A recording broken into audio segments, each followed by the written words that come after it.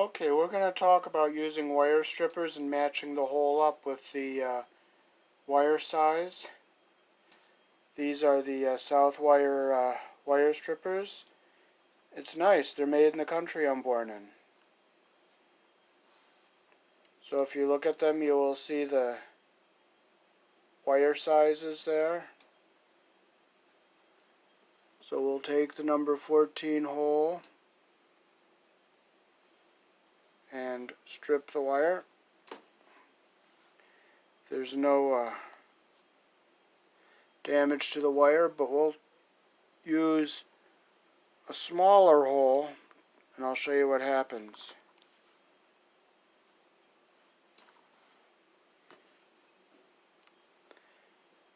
It creates a weak spot in the wire. See how it broke? And when you have a weak spot like that,